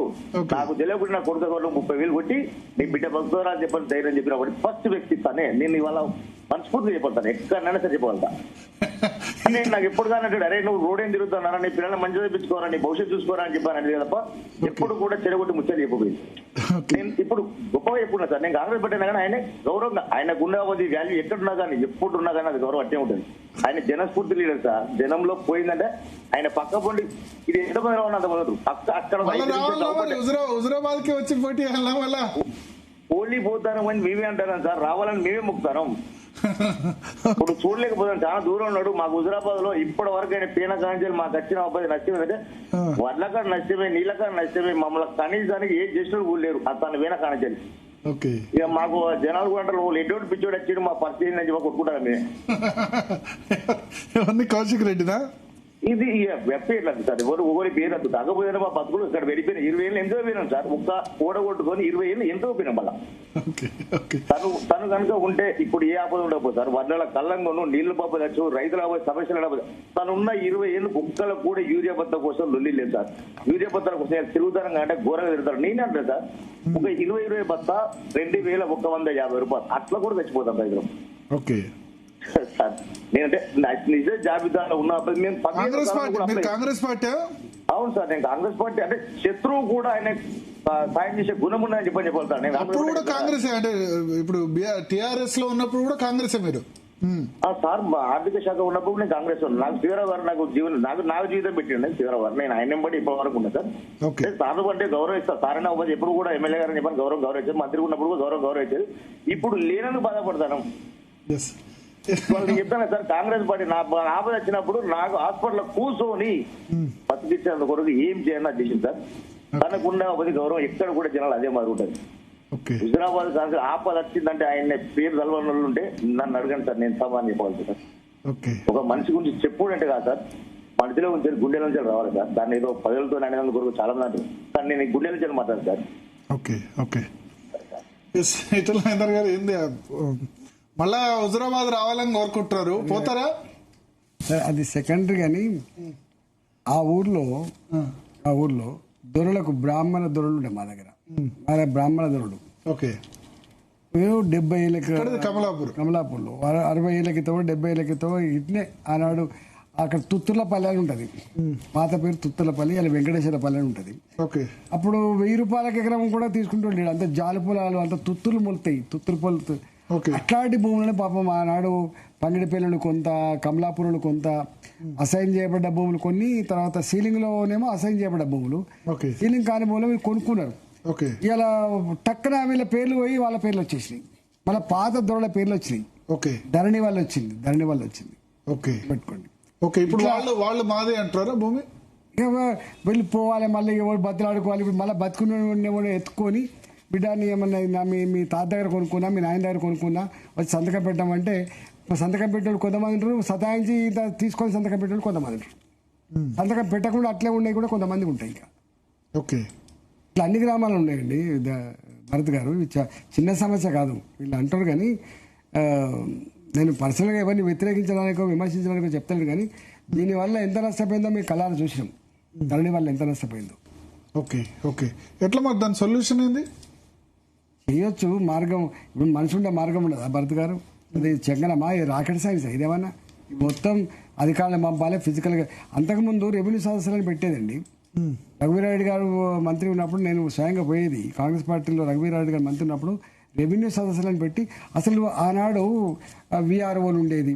సరే వాళ్ళు కరెక్టే కావచ్చు కాక, కానీ రికార్డు మాత్రం మంచిగా దాచిపెట్టేది. వారికి పడలోనికి కొంత ఇబ్బంది పెడుతుండొచ్చు, వానికి కావాలనుకున్న కొంత మెయిల్ చేసి ఉండొచ్చు, నేను కావట్లేను. కానీ ఆనాడు ఫిజికల్ డాక్యుమెంట్స్ లాగా ఉండేది. అంత ఈజీగా ఉండకపోవు. అంటే మాయం చేయాలన్నా, రికార్డు మాయం చేయాలన్నా, ఏదైనా చేయాలంటే కూడా అది ఉండేది. ఇలా మనం చూస్తున్నాం, కొన్ని ఎంఆర్ఓ ఆఫీసులకు కాలబెడతా ఉంటారు, ఆర్డీఓ ఆఫీసులకు కాలబెడతా ఉంటారు. అప్పుడప్పుడు సీసీఏలో కానీ, అప్పుడప్పుడు సచివాలయంలో కానీ కొన్ని రికార్డులే సాటిస్ఫాక్టరీ అని చెప్పి కాలబెడుతున్న చరిత్ర మనం చూస్తూ ఉన్నాం. ఇది బ్యాడ్ టెండెన్సీ. ఇది ఇలా భూములు ఈ కేసీఆర్ గారి మాటలో చెప్పాలంటే ల్యాండ్ రికార్డ్స్ ఎక్కడైతే గొప్పగా ఉంటాయో అక్కడ 2% జీడీపీ పెరుగుతుందని చెప్పిండు. కానీ జీడీపీ పెరుగుడు దేవుడికి కానీ ఈ పేదల భూములు మాత్రం పోయినాయి. ఇంకొక నెక్స్ట్ కాలర్ గోవర్ధన్ హైదరాబాద్ నుంచి. హలో గోవర్ధన్ గారు. నమస్తే మేడం. నమస్తే, చెప్పండి మేడం. అక్కడ ఉన్న ఈటల రాజేందర్ అన్నకు ముందు ధన్యవాదాలు చెప్తున్నాను. అయితే మేడం, ఇప్పుడు సార్ మాట్లాడినట్టు ఆ భూభారతి వల్ల కానీ, ధరణి వల్ల కానీ చాలా నష్టం అయితే జరిగింది మేడం. మా దగ్గరనే ఒక 50-60 ఏళ్ళు 70 ఏళ్ళ కింద భూమి చేసుకుంటా ఉంటే. ఎక్కడ మీ ఊరు? ఎక్కడ? మాది మహబూబ్నగర్ సార్. మహబూబ్నగర్ లో ఒక 70-80 ఏళ్ళ నుంచి వాళ్ళు చేసుకుంటుంటే వాళ్ళ తాతలు ఎప్పుడో చనిపోయారు, తండ్రులు చనిపోయారు, మన వాళ్ళకు ఊరు తెలియదు, భూమి తెలియదు. అయితే అట్లాంటి చోట్లకు కొంతమంది దళారులు ఏర్పడి ఈ దున్య వాళ్ళకి తెలియకుండా వీళ్ళు వెళ్ళి వాళ్ళతోనే మాట్లాడి అక్కడే రిజిస్ట్రేషన్ చేసుకొని ఇక్కడ వచ్చి ఇప్పుడు ఏ రేటుకి అవుతుందో ఆ రేటు అంతా మేము రిజిస్ట్రేషన్ చేసుకున్నామని వచ్చి కబ్జా పెట్టిన వాళ్ళు కూడా ఉన్నారు సార్, పెద్ద పెద్ద వాళ్ళు. అట్లా అంత పెద్ద నష్టం జరిగిపోయింది. ఇప్పుడు వాళ్ళకి కనీసము మా డిస్ట్రిక్ట్ బయట ఏం జరుగుతుందో కూడా తెలియదు, వాడికి వెళ్ళలేని పరిస్థితి. ఒక కలెక్టర్ ఆఫీస్ ఏడుందో తెలియదు వాళ్ళకు, ఒక ఎంఆర్ఓ ఆఫీస్ తప్ప, ఆ మండలం తప్ప ఎక్కడా తెలియని పరిస్థితి. అక్కడికి వెళ్తేనేమో ఆల్రెడీ రికార్డు లేదు. వీళ్ళు 50 ఏళ్ళ నుంచి 70 ఏళ్ళ నుంచి చేసిండ్రు కానీ ఏం లాభం లేదు. ఇప్పుడు అవే భూములు వీళ్ళు ఆ రేటు వాళ్ళు ఇచ్చే రేటుకి కొనాలన్నా కొనలేని పరిస్థితి. అట్లా చాలా నష్టపోయి రైతులు అయితే అబ్బా చాలా వాళ్ళ బాధలు చూస్తే నాకు మేము కూడా అసలు మేము చూస్తూ ఉండిపోయిన వాళ్ళం. ఇట్లా సార్ లాంటి వాళ్ళు కొంతమంది అంటే బయటకు వచ్చి మాట్లాడే వాళ్ళు, ఇంతమంది రాజకీయ నాయకులు ఉన్నారు సార్, ఇంతమంది రాజకీయ నాయకులు లేదు సార్, ఇంతమంది రాజకీయ నాయకులు చైతన్యం లేదా సార్? అంత చైతన్యం ఉండి అన్ని ఉండి కూడా తెలంగాణ పోరాటాల గడ్డ అని పేరుండి కూడా చైతన్యాలు ఉండి ఇంతమంది రాజకీయ నాయకులుగా బయటకు వచ్చిన వాళ్ళు కూడా దీన్ని ఇప్పటి వరకు సరిచేయకపోతే ప్రజలను ఎవరు సార్ కాపాడదు? ఓకే ఓకే అట్లా ఇప్పుడు కూడా సేమ్ అట్లాగే హైదరాబాద్ లో కూడా వాళ్ళు ఎక్కడో పని చేసుకుంటూ లేకపోతే 50 ఏళ్ల కింద 60 ఏళ్ల కింద ఇంతకుముందు సార్ అన్నట్లు 1000 రూపాయలకు 2000 గతం కొట్టాడు. ఇక్కడ మా పెద్ద ఆయన శివరాంపల్లిలో 16 రూపాయలు గతం కొన్నాడు సార్. ఎప్పుడు మేము పుట్టం లేదు, వాళ్ళ నాయన ఎప్పుడో ఉన్నప్పుడు. ఓకే ఈ రోజు అట్లాంటి ఇల్లు ఈ రోజు అవి నిషేధ జాబితాలో ఉన్నాయి, లేకపోతే వచ్చి హైదరాబాద్ కూల కొట్టేసింది అని అంటే వాళ్ళు ఏంటి సార్? వాళ్ళు ఎక్కడ పోవాలి? ఈ ప్రభుత్వం ప్రజల కోసమే కదా సార్, ప్రజలనే కాపాడాలి కదా. ఇప్పుడు మమ్మల్ని రోడ్డు మీద వచ్చినాక మీరు ఎవరిని కాపాడాలనుకున్నారు? ఇప్పుడు నారపల్లి అనే ఊరు ఉంటుంది ఇక్కడ, ఉప్పల్ దగ్గర. శంకర్ హిల్స్ అని గుట్టలు ఉంటాయి ఇక్కడ. కల్వరి టెంపుల్ ముంగట HAL ఎంప్లాయీస్ కాలనీ అని ఉంటుంది. ఆనాడు ఆ భూములు 30 రూపాయల గజం, 40 రూపాయల గజం, 50 రూపాయల గజం కొనుక్కున్నారు. పాపం వాళ్ళంతా ఎక్కడో సొసైటీ 30 రూపాయలే కదా 40 రూపాయలే కొనుక్కున్నారు. భరత్ గారు, ఇది చాలా ఇంపార్టెంట్ సబ్జెక్టు. ఎంత దుఃఖం వస్తుందంటే ఇవాళ అక్కడ 2 లక్షల రూపాయల గజం శంకర్ హిల్స్ దగ్గర అయిపోయింది. ఇక్కడనేమో 50,000 రూపాయల గజం, 60,000 రూపాయల గజం అయిపోయింది. మధ్యలో డాక్యుమెంట్ పుట్టినాయండి. మళ్ళా వాళ్ళ వారసులు ఏమన్నా పట్టుకొని, పాత కమ్మిన వాళ్ళ వారసులు ఏమన్నా పట్టుకొని దొంగ డాక్యుమెంట్ సృష్టించుకొని లంచగొండి రెవెన్యూ అధికారులు, లంచగొండి రిజిస్ట్రేషన్లో పనిచేసే అధికారులు, ఈ భూమాఫియా అంతా కూడా కలిసి సెకండ్ డాక్యుమెంట్ సృష్టిస్తారు. సృష్టించి వీళ్ళు చేసే పని ఏం తెలుసా అండి? మీరు ఎవరు? వాళ్ళు అంతా ఎక్కడెక్కడి నుంచి వస్తారు కదా, పాపం కొన్నారు పోయినరు. అప్పుడు కొంతమందికి అయితే ఆ జాగ ఎక్కడుందో కూడా తెలియదు. ఆనాడికి ఇట్లా రోడ్లు వేసి కాంపౌండ్ వాళ్ళు పెట్టి గేటెడ్ కమ్యూనిటీ ప్రకారంగా చేసినాయి కాదు ఇవన్నీ. ఏదో వాటిగా రాళ్ళు పాతి ఇంత రోడ్లు చూపించి అమ్ముకున్న బాపతి. వీళ్ళు వస్తే నీకు ఎక్కడైతే డాక్యుమెంట్స్ అయితే బెదిరించి 30,000 గజం ఉన్నటువంటి భూములు 5,000కు 6,000కు కట్టి గుంజుకున్నటువంటి భూములు కావాలని కదా నేను కాకతీయ నగర్లో కొట్టింది వాడిని. ఓకే, రాజేంద్ర గారు కూడా కొడతారంటే బాధ్యత కొడతానని చెప్పిన నేను. ఈ చట్టం ఎందుకంత ఎమోషనల్ అయినారు మీరు? ఈ చట్టం రాజకీయ జీవితంలో తొలిసారి చాలా కామ్గా ఉంటారు. నా దగ్గరికి వాళ్ళందరూ వచ్చిండ్రు. నేను వస్తా పో అని చెప్పిన వాళ్ళకి. నాకు ఇట్లాంటి తెలియగానే ఏంటంటే కొంచెం నాకు బాధపడుతుంటాను. నేను వస్తా పో, అంత ఈజీ కాదని చెప్పి నేను తెల్లారిపోయిన అక్కడికి. తెల్లారిపోయే వరకు అంత ఎవరు బయటకు వస్తలేరు, భయంగా బతున్నారు. ఏందిరా అని చెప్పి మెల్లగా అడిగితే ఏమన్నారంటే, రాత్రి వాళ్ళ గుండాలు ఎవడైతే భూమాఫియా ఉన్నాడో వాడు ఒక 20-30 మందిని అక్కడ కిరాయి మనుషులు పెట్టుకుంటాడు. ఒక 10 కుక్కలు వాడు సాస్తాడు అక్కడ. ఓకే, ఎవడొచ్చినా ఈ గుండాలు కొట్టాలి, కుక్కలు వదిలిపెట్టి భయపెట్టియాలి. ఓకే, ఇట్లా జరిగిందని. మరి ఎట్లా మరి మీరు వస్తున్నారు అందరూ, మరి మీకోసం నేను కుట్టాలన్నా వెళ్ళిపోవన్నా అని చెప్పి అడిగిన. అంటే కొద్ది మంది ధైర్యం చేసి వచ్చిండ్రు. ఓకే, మైకు పెట్టదని చెప్పిండ్రు అక్కడ, టెంట్ వేద్దని చెప్పిండ్రు అక్కడ, ఎంపీ గారి మీటింగ్ పోవద్దని చెప్పిండ్రు. ఇదంతా ఒక ఎత్తు అయితే ఆ 20 మంది గుండాలు ఎక్కడ తెలుసా అండి? నాకు ఒక పర్లంగ్ దూరంలో ఒక ఇంట్లో ఎక్కడైతే కట్టబడ్డ ఇండ్లు ఉన్నాయో వాళ్ళ ఎవరు మనుషులు ఉంటలేదు, ఎందుకంటే పాడుబాటు ఉన్నాయి, గుంజుకున్నారు కదా వీళ్ళు. దావత్ చేసుకుంటాను. వీళ్ళందరూ వచ్చారు. మమ్మల్ని ఎందుకు అడుగుతావయ్యా, అక్కడ గవాళ్ళే రోజు నిత్యం మమ్మల్ని చెరబట్టేది, మమ్మల్ని ఎల్లగొట్టేది, మమ్మల్ని దౌర్జన్యం చేసేది గవాళ్ళే. మొన్న కూడా కొట్టింది వాళ్ళే అని చెప్పగానే పోయినాం మేము అందరం. పోతే మా ముంగట్నే వాళ్ళు దావా చేసుకుంటా జలసాలు చేస్తున్నారండి. ఏమన్నా ఎవరు రాను అనేది వాడు కనీసం సప్పులు లేదు, మర్యాద లేదు. ఎంపీ వచ్చిండు, ఇంతమంది వచ్చిండని భయం లేదు. మేము అన్నాం ఎవరు రాను అంటే, మేము ఇక్కడ కాపలా కాస్తాం. ఎవరి కాపలా కాస్తామంటే భూమాఫియా కాపలా కాస్తాం. నువ్వు దౌర్జన్యం చేసినావంటే అవును చేసినామన్నాడు. అప్పుడు కోపం వచ్చింది. అంటే ఒక ఎంపీ అంటే కూడా భయం లేడు. అక్కడ ఉన్న పోలీసు వాళ్ళు వాళ్ళకి వంత పడింది అంతకుముందు ముందు. ఇక్కడ బాధ అనిపించేది ఏంటంటే, నేను అందరూ డిపార్ట్మెంట్ మొత్తం నేను తప్పట్టను, కానీ కొంతమంది లంచగొండి అధికారులు కూడా ఇట్లాంటి వాళ్ళకు అండగా ఉంటుంది కాబట్టే ఇవి జరుగుతున్నాయి, గుర్తుపెట్టుకోండి. ఓకే, అంటే పేదవాడికి తన ఫలితం పూర్తిగా అందేటట్లు లేదు. ఇవాళ ఎవడో లంగవీడు ఇవాళ వచ్చి వాడు దొంగ డాక్యుమెంట్ పెట్టించుకొని వాడు ఇలా అనుభవిస్తున్నాడు. అందుకనే 100,000 కోట్లకు పడిగెత్తడంలో వాళ్ళు కొనుక్కున్న భూమి కూడా కాపాడుకోలేక తలడిలే వాళ్ళు పేదవాళ్ళు. ఇలా వాళ్ళకి ఇప్పుడు ఆయన మాట్లాడిన మేమన్నారు, ఆయన ఎవరో చెప్పింది కాదు, చెప్తా మాట. ఇలా అనేక మంది ఆనాడు వాళ్ళ ఉన్న ఎకరం భూమో వాళ్ళ పేరు నుంచి వెళ్ళి తొలగించబడి వేరే పేర్లు వచ్చినప్పుడు ఇది మార్చమని మందు డబ్బాలు పట్టుకొని కలెక్టరేట్లో పోయిన సందర్భాలు ఉన్నాయి. మందు తాగి చచ్చిపోయిన రైతులు కూడా గుర్తుపెట్టుకోండి. ఓకే. గజం జాగ కోసం మీకు తెలియదు. మీకు మీకు భరత్ గారు ఊళ్ళల్లో ఎట్లుందంటే ఒక గుంటెడు భూమి కోసం రక్తాన్ని కమ్యూనిస్ట్ పార్టీలు భూ పోరాటాల ద్వారానే ఎదిగాయి. భూపోరాటాలు ఎదడమే కాదు, రక్తాన్ని పంచుకొని పుట్టిన అన్నదమ్ములు కూడా భూమి కోసం చంపుకునే సందర్భం ఉంటే మీకు తెలుసు. భూమికి అంత వాల్యూ ఉంటుంది. భూమి ఒక సోషల్ స్టేటస్. అట్లాంటి భూమి మీద నువ్వు హక్కులు లేకుండా చేస్తే చాలా మంది చనిపోయిన సందర్భాలు ఉన్నాయి. ఇంతెందుకండి చెప్పాలంటే ఉడవదు. నేను మన గజ్వేల్లో పోటీ చేసిన మొత్తం అందరు ఇవాళ ప్రాజెక్టుల కోసమో కాలేజీ కోసమో స్కూల్ కోసమో ఆక్రమించుకుంటే వేరు. చివరికి మీ అసైన్మెంట్ భూములు ఎన్నడగానే మీరు అమ్ముకోలేమని చెప్పి ఏదో మామూలుగా ఇచ్చి అక్కడ ₹1 2 కోట్ల రూపాయలకు ఎకరం ఉంటే 8 లక్షలు 10 లక్షల రూపాయలు ఇచ్చి గుంజుకొని ఇలా కంపెనీలకు ఇచ్చిన సందర్భాలు ఉన్నాయండి గజ్వేల్లో. ఇప్పటికీ గజ్వేల్లో ఇలా ఎందుకు కోపం ఆయన మీద?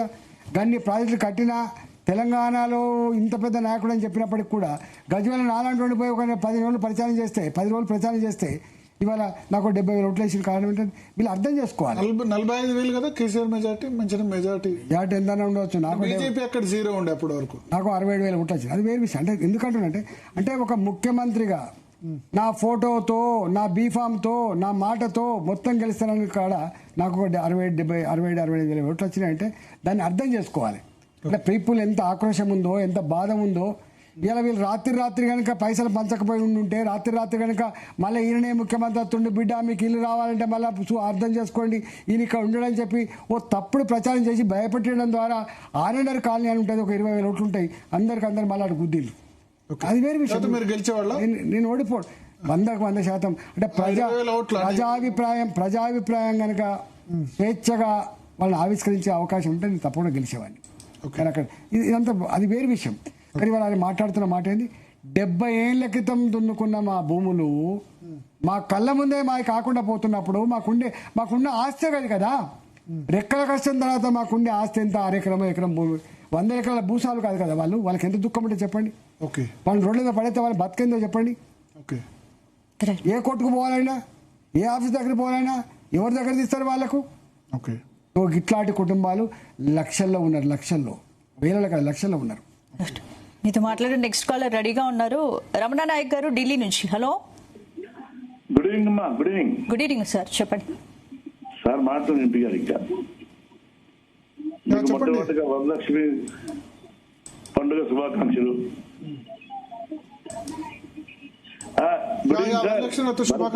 ఎంపీ గారు, భారత పార్లమెంట్ సభ్యులు, మా అన్న అనేక విద్యార్థి పోరాటాలు వేసారది ఈటెల రాజేందర్ గారికి సాయంకాలం నమస్తమాంజలు. ఇప్పుడు భరత్ ఈటెల రాజేందర్ ఆలోచన చూస్తుంటే being a son of soil I'm proud of him. రైతు బిడ్డగా, రైతు వారుగా వారు ఎంత ఆలోచనతో అర్థమవుతుంది. I lost my 2 acres in national highway number 9. అయితే ఇప్పుడే just now have gone through ETV main news. Captain Uttam Kumar Reddy గారు చాలా చక్కగా చెప్పారు. ఏదైతే రైతుకు ల్యాండ్ డిక్లరేషన్ అందుతుందో అప్పుడే నిజమైన ఇది చెప్పుకొచ్చారు. ఈ దేశంలో ఎక్కడ ఏది ఇండస్ట్రీ పెట్టినా, ప్రాజెక్ట్ పెట్టినా మొట్టమొదటిగా బలేది tribals. I'm requesting the government of India and state government, all state governments, ఎక్కడైతే జరుగుతుందో మొట్టమొదటిగా బలి అయింది. ఇవాళ నాగేశ్వర ప్రాజెక్ట్ కావచ్చు, పోలవరం ప్రాజెక్ట్ కావచ్చు, ఒక నాగేశ్వర ప్రాజెక్ట్ లోనే 270 తండాలని ఇట్లా బండిలో కట్టి వెళ్ళగొట్టారు. ఆ రోజుల్లో ఇంత పర్ఫెక్ట్ ట్రైబల్ అఫేర్స్ కానీ ఎన్విరాన్మెంట్ క్లియర్స్ కానీ లేవు. నేను చెప్తున్నా, ఆ విద్యా దశలో మేము పెద్దలు, గౌరవనీయులు, భారత పార్లమెంట్ సభ్యులు అన్నతో మేము కలిసిపోయినాం. ఎంత చక్కగా కన్స్ట్రక్టివ్ పోరాటం చేస్తూ ఈటెల గారు మాకు తెలుసు. ఇవాళ 22A కావచ్చు, ఇంకోటి కావచ్చు, నారపల్లి కావచ్చు, వారు చెప్పిన విషయం చూస్తుంటే ఏ విధంగా ఈ హైదరాబాద్ లో ఆనాటి నుంచి ప్లాట్ చూస్తున్నాము. హైదరాబాద్ కాదు, రాష్ట్ర వ్యాప్తంగా land bank is very important. అదే ఇంజనీరింగ్ గా చెప్తున్నా, సివిల్ ఇంజనీరింగ్ గా. ఒకప్పుడు గత పెద్దలు చెప్పినట్టు land bank is very important. ప్రతి ఊర్లో కూడా మనకు గుర్తుండే బందర్ భూములు మన ఊర్లో. ఇవాళ ల్యాండ్ బ్యాంక్ ఎక్కడ కూడా ల్యాండ్ అన్న మాట లేదు. ఆ విధంగా పెద్దలు, గౌరవనీయులు, మా మిత్రులు అన్న ఈటెల చేయడానికి వీఆర్ గ్రేట్. ఎక్కడ ఉన్నా కూడా ల్యాండ్ షుడ్. ఇప్పుడు మన హైవే కోదాడలో I lost my 1.5 acre land. Land ఎక్కించేంత అక్కడ 4% ఇచ్చేదంత చాలా మినిమం సార్.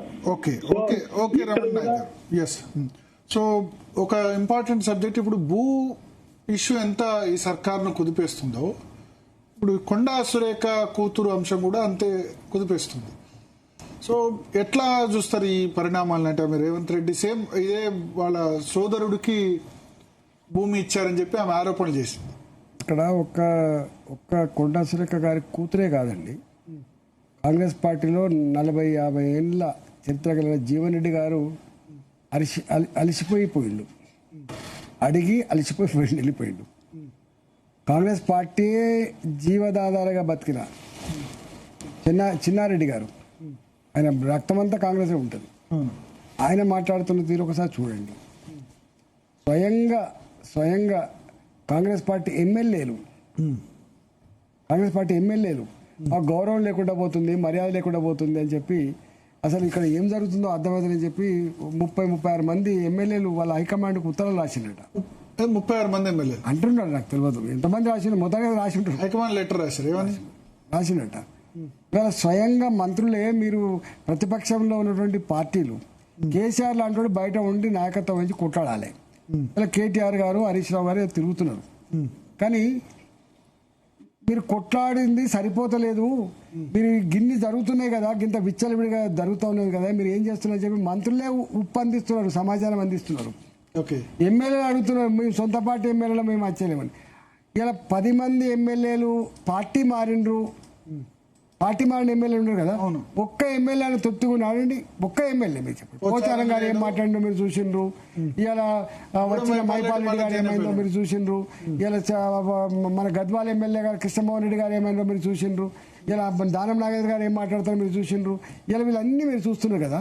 ఒక్క ఎమ్మెల్యే కూడా ఇవాళ అతి తక్కువ కాలంలో ఇలా తృప్తిగా లేరంటే నువ్వు అర్థం చేసుకోవాలి కదా. స్వయంగా నీ దగ్గర ఉన్న ఎమ్మెల్యేలు కూడా 15 మందో 20 మందో అసంతృప్తితో ఉన్నారు కదా.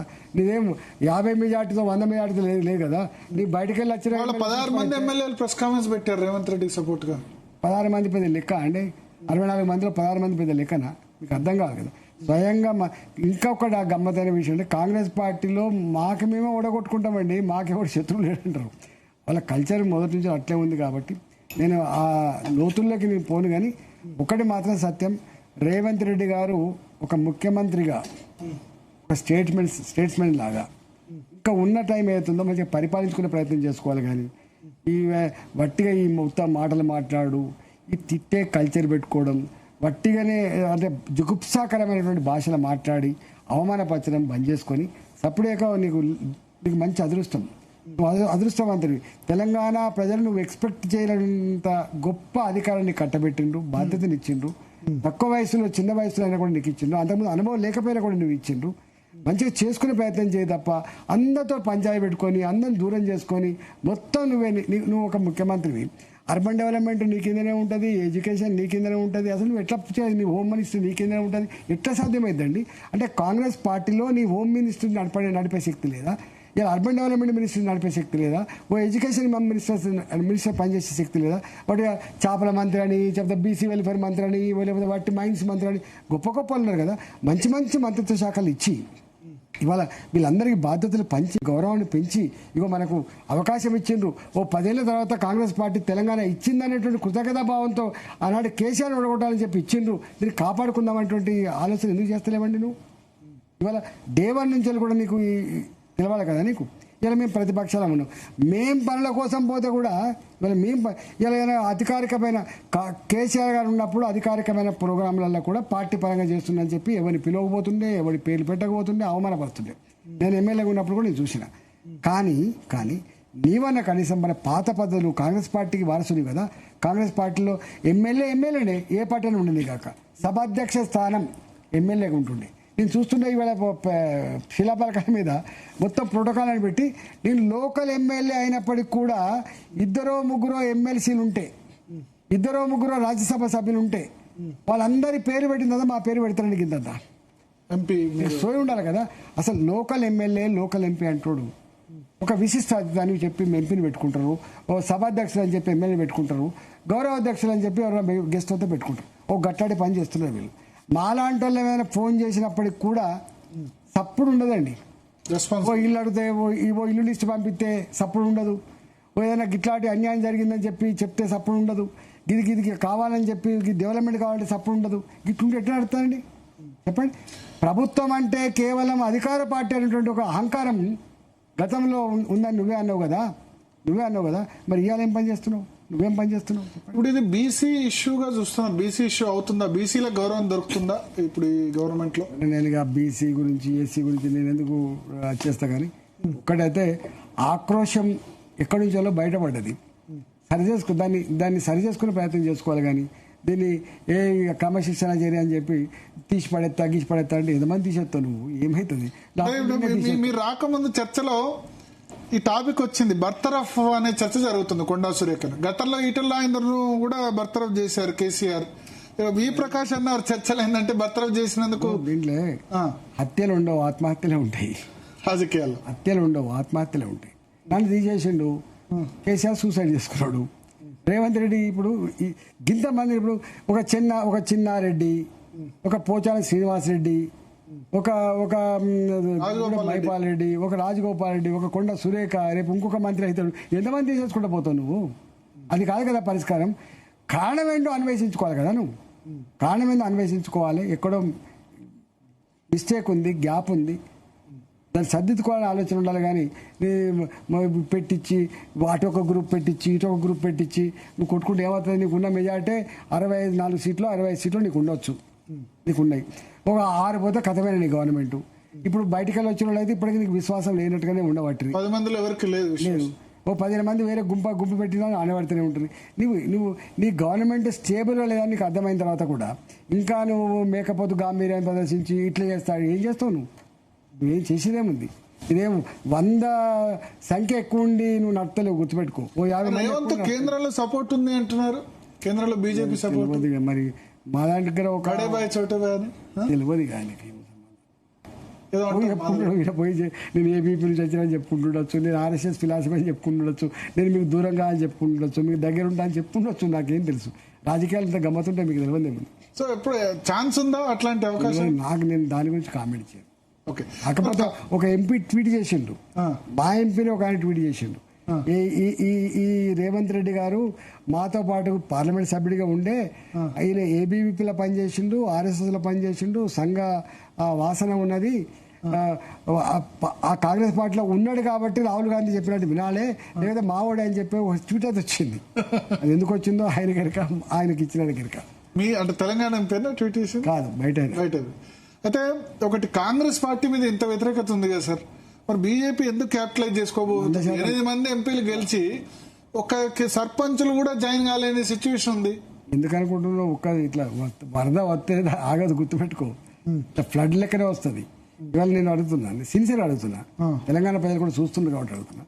ఇవాళ ఈ ప్రభుత్వం ఏర్పడిన తర్వాత ఒక హైడ్రా వచ్చింది. ఎవరు కొట్లాడిందండి హైడ్రాకు వ్యతిరేకంగా? అంటే ఇది అన్యాయమైంది, దుర్మార్గమైంది. ఎవరు కొట్లాడింది? బీఆర్ఎస్ వాళ్ళు కూడా కొట్లాడారు. మాట్లాడింది నేను బీజేపీ కదా. మీరు ఒక్కళ్ళే మాట్లాడారు. ఆ పార్టీ అంతిమంగా చేసింది. ఇలా మూసి ఉంది. మేము కొట్లాడలేదా? మేము కొట్లాడలేదు కదా. ప్రతిపక్షంలో వాళ్ళు పోషించాలి. చెప్తా, ఈ మూసి ప్రక్షాళన అనే పేరు తెచ్చిందే బీఆర్ఎస్, దానికి కొన్ని డబ్బులు కేటాయించిందే బీఆర్ఎస్, సుధీర్ రెడ్డి గారిని దానికి ఒక చైర్మన్ చేసిందే బీఆర్ఎస్.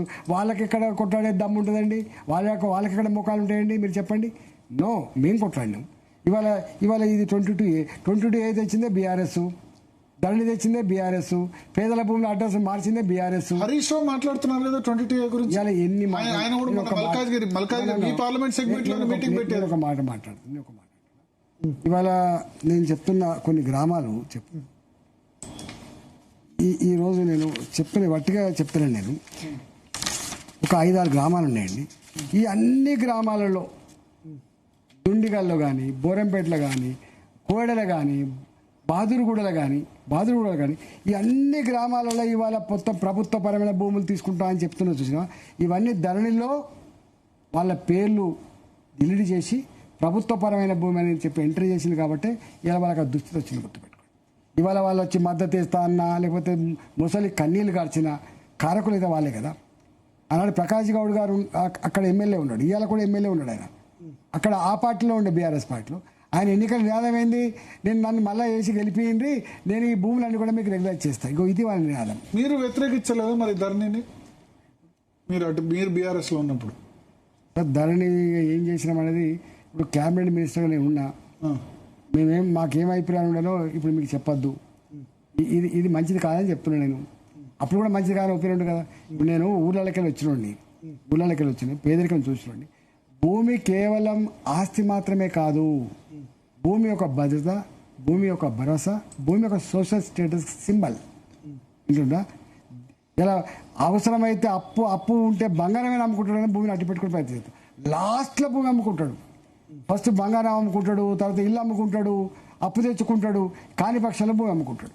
భూమి మీద కదా అమ్మ. కానీ ఇప్పుడు ఈ 22A నిషేధిత జాబితాను సవరిస్తున్నామని మంత్రి పొంగులేటి అయితే చెప్తున్నారు. అది సాధ్యమేనా? మరి చాలా మంది బాధితులు ఉన్నారని మీరు అంటున్నారు. బాధితులకు న్యాయం జరుగుతుంది. అసలు ఎందుకు పెట్టినట్టు, ఎందుకు ఈ తప్పు చేసినామని చెప్పి అంగీకరించినట్టు, ఎందుకు అధికారుల మీద నెడుతున్నట్టు, దాన్ని వాళ్ళు సమాధానం చెప్పాలి కదా. ఎందుకు ఇంక ఇన్ని రోజులు చేస్తున్నట్టు. ఇప్పుడు ఇది ఇంకా గమ్మత్ ఏంటంటే దీంట్లో ఈ వీళ్ళ నెపని చెప్పి ఇప్పుడు దొంగలు ఉంటారు చూసినా, అక్కడ 22A కింద ఎవరైతే కొంతమంది భూమాఫియా వాళ్ళు బయటపడే ప్రమాదం కూడా ఉంది. తక్షణమే ఇవాళ మొత్తం కేసు బై కేసు వచ్చేసి దీన్ని ఇమీడియట్ డిలీట్ చేసి ఏర్పాటు చేయండి తప్ప ఫస్ట్ మీరు చేయాల్సిన పని ఏంటంటే ఎక్కడెక్కడైతే ఇళ్ళు ఉన్నాయో, కాలనీలు ఉన్నాయో, బస్తీలు ఉన్నాయో, అపార్ట్మెంట్స్ ఉన్నాయో, ఒక దెబ్బ 20 ఏళ్ళ క్రితం 30 ఏళ్ళ క్రితం ఎవరైతే ఉన్నాయో అవన్నీ ఒక దెబ్బకి తీసేయాలి కదా. తర్వాత ఒకటొకటి మీరు చెయ్యి. సరే, ఇప్పుడు 2.5 సంవత్సరాలు ఉంది. ఈ 2.5 సంవత్సరాల్లో బీజేపీ ప్రోగ్రెస్ అయితే లేదు. మున్సిపల్ ఎన్నికల్లో అనుకున్న రిజల్ట్ రాలేదు. జూబ్లీ హిల్స్ బై ఎలక్షన్లో డిపాజిట్ పోయింది. ఇప్పటి వరకు మీలో మీరు కొట్లాడుకోవడమే సరిపోయింది. అయితే గత 10-15 రోజులుగా నేను చూశాను, డిన్నర్ మీటింగ్స్ జరిగాయి. మిమ్మల్ని బండి సంజయ్ ఇద్దరిని కలిపి కూర్చోబెట్టి కూడా మాట్లాడారు అభయ్ పాటిల్. సో ఈ ఫ్యూచర్లో కలిసి పనిచేసే అవకాశం ఉంది. మీకు వ్యతిరేకంగా పాంప్లెంట్లు, బ్యానర్స్ కూడా జరిగాయి కొన్ని. సో ఇక ముందు అలా జరగకుండా మీలో మీరు కొట్లాడుకోవడం కాకుండా కాంగ్రెస్ పార్టీ మీదనో బీఆర్ఎస్ మీద కొట్లాడే ఛాన్స్ ఉందా? ఇప్పుడు నాలాంటి బుకాయించడానికి సిద్ధంగా లేను నేను.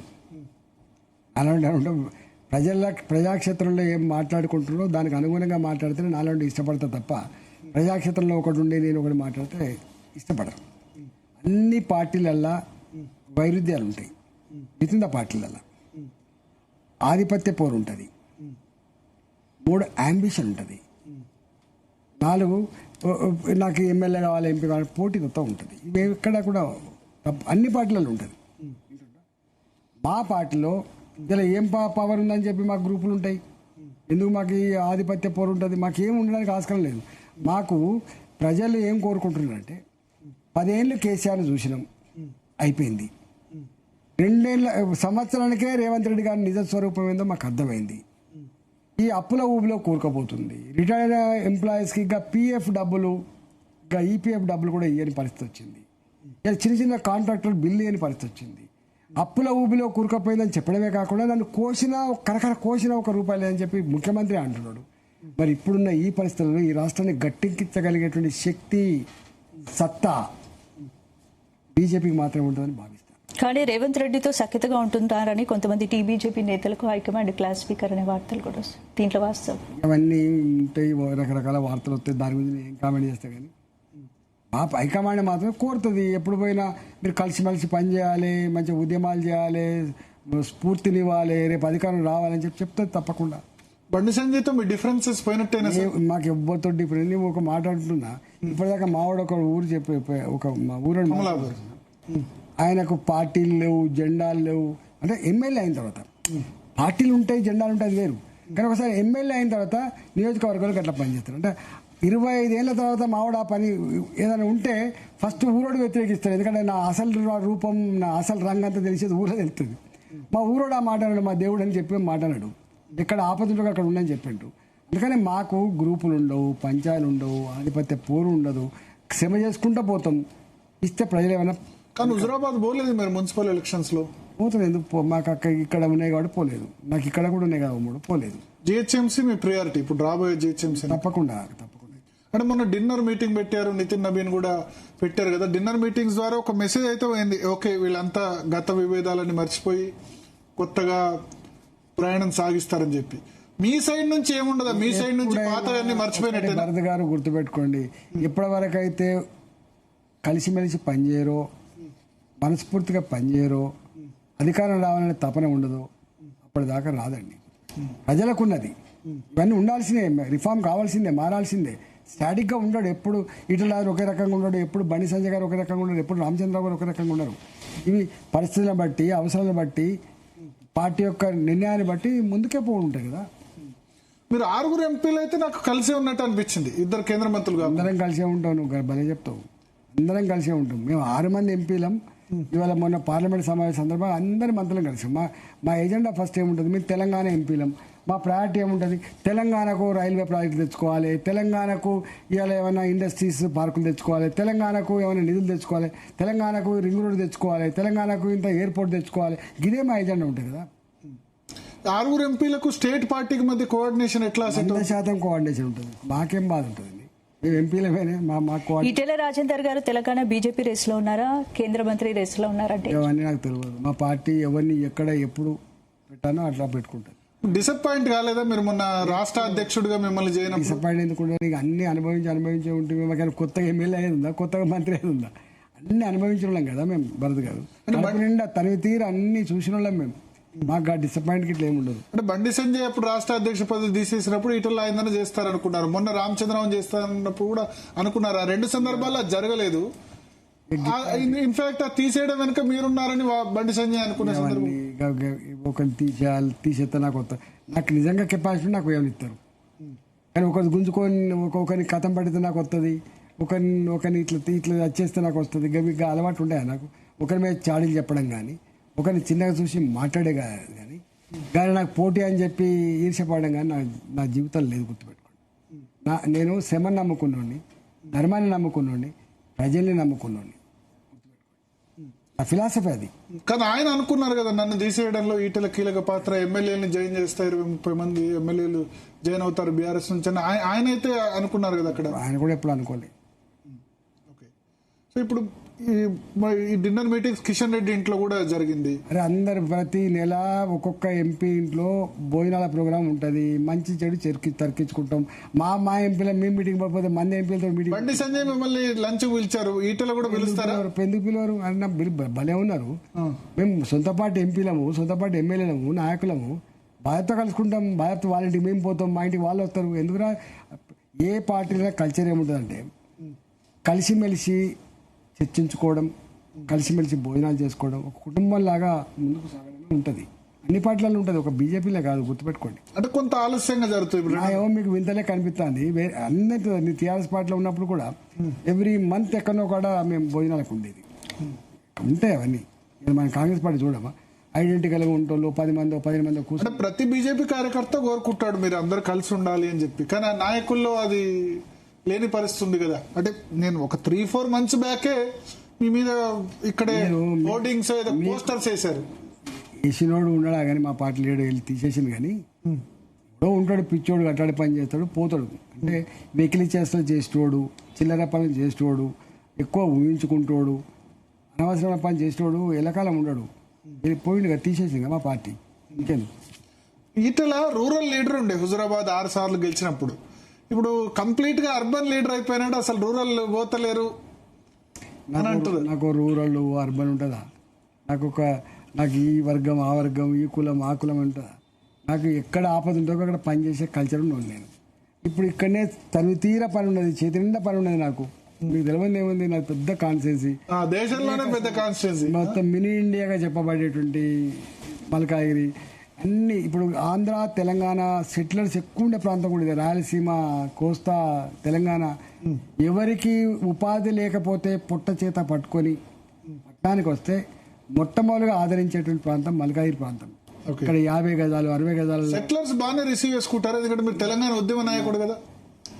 నేను అందరితో కలిసి ఉండేటువంటి ఏకైక వ్యక్తిని, గుర్తుపెట్టుకో.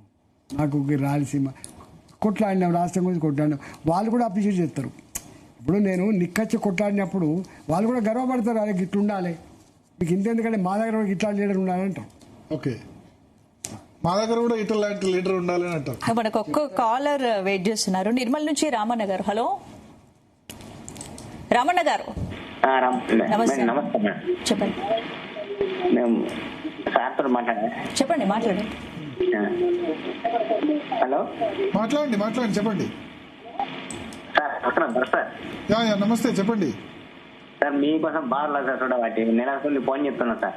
Okay okay okay okay thank you చెప్పండి, అడగండి డీటెయిల్ గానీ. మీ ఛానల్ కోసం ప్రత్యేకించి డబ్బు వేసుకుంటా సార్ ఎప్పుడు. ఓకే ఓకే ఇలాంటివి చూస్తాను నేను. Okay okay thank you detail గానీ అడగండి. పిల్లల కోసం సార్ పెళ్లిళ్ళ కోసం అమ్ముకున్నారు సార్ ఒక్కరు మా ఊళ్ళే. ఓకే 6-7 సంవత్సరాలే పట్టా ఇస్తలేదు, పైకి ఇస్తలేరు గోడలు సార్. ఇవన్నీ పట్టా ఇస్తలేరా? ఎంత అంటే పట్టా ఇస్తలేదు గవర్నమెంట్ అసెంబ్లీ అంటుంది కదా సార్ 11 పట్టా. ఓకే ఓకే ఎంత భూమి అది? అది ఎక్కడున్నారా సార్? ఓకే ఈ 2 బిడ్డలు ఉంటారు వాళ్ళు పెళ్లికి అమ్ముకున్నారు. ఓకే వీళ్ళు పట్ట వేస్తలేరు. కొన్నోళ్ళు 1,50,000 ఆపుకుంటారు సార్, 1,00,000-2 లక్షలు పట్ట వేసినాక ఓకే ఎక్కడున్నారు sir. Okay okay okay so ఇదేమన్నా ఉందా సార్ ఆ పట్టా భూమి? ఇట్లాంటి దుస్థితి తెలంగాణ పల్లెలో కోకోలలో ఉంటాయి. వాటికి ఆన్సర్ 2 బిడ్డల పెళ్లిళ్ళు చేయడానికి ఉన్న 1.5 ఎకర్ అమ్ముకుంటే అడ్వాన్స్ ఇచ్చిండట, ఇంతవరకు రిజిస్ట్రేషన్ అయితలేదు కాబట్టి నిషేధ జాబితాలో ఉండుంటుంది కాబట్టి ఆ పైసలు ఆగిపోయినాయి. పైసలు ఆగిపోతే పెళ్ళిళ్ళు కూడా ఆగిపోతాయి. ఇది గరీబోని దుస్థితి, అది బతుకు. ఇది ఇట్లా ఇది ఒక్కడు కాదు, ఈ కాలర్స్ కానీ నువ్వు ఎంతమంది తీసుకుంటావు, 5-6 మంది తీసుకుంటావు కావచ్చు, కానీ లక్షల మంది తెలంగాణ పల్లెల్లో ఇట్లాంటి కేసులు ఉంటాయి. ఈ వేదన ఈ కన్నీళ్లు ఉంటాయి. దీనికి పరిష్కారం ప్రభుత్వం ఉన్న చేయాలి. ఆయన పెట్టిపోయింది అని చెప్పి మీరు తిడుతున్నారు. బంగాళాఖాతంలో ఎత్తా అని చెప్పిండ్రు. బంగాళాఖాతంలో ఎత్తవో ఇంకో హిందూ మహాసముద్రం ఎత్తవో పక్కకు పెట్టి ఇవన్నీ ప్రక్షాళన చేసి వాళ్ళ కష్టాల నుంచి దూరం చేయి బాబు. ఇది నీ బాధ్యత కదా. రైట్, లాస్ట్ కాలర్ ఉన్నారు నిజామాబాద్ నుంచి ఆంజనేయులు గారు. హలో ఆంజనేయులు గారు చెప్పండి. మేడం సార్, భూబాధితులకు అండగా నిలుస్తున్న మల్కాజ్గిరి ఎమ్మెల్యే ఈటల రాజేందర్ గారికి, ఎంపీ ఈటల రాజేందర్ గారికి ధన్యవాదాలు. హలో చెప్పండి వింటున్నారు, చెప్పండి. సార్ ఇప్పుడు ఈ 22A సార్ ఇప్పుడు ఈ ఎంఆర్ఓలదే మెయిన్ కీలక పాత్ర సార్. ఇప్పుడు మేమంటే డిస్టిక్ వైజ్ గా చేస్తున్నాం సార్, నిజామాబాద్ డిస్టిక్ నుంచి. అసలు మెయిన్ రీజన్ ఎంఆర్ఓలకే పూర్తి అథారిటీ ఇవ్వడం వల్ల ఇప్పుడు ఈ 22A నిషేధిత జాబితా అండ్ ఆబాది భూమి ఇవన్నీ కలెక్టర్ గారిని కూడా అడిగినా కూడా వాళ్ళు ఎంఆర్ఓకే ఫస్ట్ ప్రియారిటీ ఇస్తున్నారు సార్. ఓకే వాళ్ళ ద్వారానే అవి తప్పులు ఎక్కడ జరుగుతుంది. రాజకీయ నాయకత్వం కాదు, ఎంఆర్ఓలు బాధ్యత అంటారు అంతేనా సార్? మెయిన్ రీజన్ రాజకీయ నాయకులే సార్. ఎందుకంటే వాళ్ళు ఇంత భూ కబ్జాలు చేస్తున్నారు, ఇంత మాకు ఈ జాబ్ ఉండి మేము ఎందుకు చేయకూడదని వాళ్ళని చూసి వీళ్ళు తయారవుతారు sir. Okay main reason sir ఇది. ఓకే ఓకే ఓకే సార్ ప్రక్షాళన రాజకీయ నాయకుల నుంచి జరగాలి sir. Sir MRO role sir. యదా రాజా తదా ప్రజా, యదా రాజా తదా ప్రజా. సార్ ఒక్క విషయము, మంత్రులు ఏం ఆదేశిస్తారో దానికి అనుగుణంగా ఈటల రాజేందర్ గారికి కేంద్ర మంత్రి పదవి ఇస్తే తెలంగాణలో ఈ భూ వివాదాలని ఒక చక్కటి మార్గనిర్దేశంతో వెళ్తారని మేము భావిస్తున్నాం సార్. ఇప్పుడున్న పొజిషన్ లో కేంద్ర మంత్రి పదవి ఇస్తే ఇక్కడ ఎందుకు నేను చెప్తున్నా అంటే, నేను ఉద్యమం నుంచి చూస్తున్న అన్నగారిని ఒక ప్రతిపక్ష నాయకుడిగా అతని ఆవేదన అసెంబ్లీలో ఆయన చేసిన తీరు మా యావత్ తెలంగాణ ప్రజానికానికి ఒక తలమానికం సార్. ఓకే ఓకే సో కేంద్ర మంత్రి ఇప్పుడున్న పరిస్థితులలో 100% సార్ ఈటల రాజేంద్ర గారికి కేంద్ర వాళ్ళు పార్టీ ఇస్తే ఈటల రాజేందర్ గారికే ఇవ్వాలి. వాళ్ళ ద్వారానే పార్టీ కొంచెం మనుగడ ముందుకెళ్తుందని నేను భావిస్తున్నా సార్. ఓకే కేంద్ర మంత్రి పార్టీ అధ్యక్ష పదవి సార్? కేంద్ర మంత్రి సార్.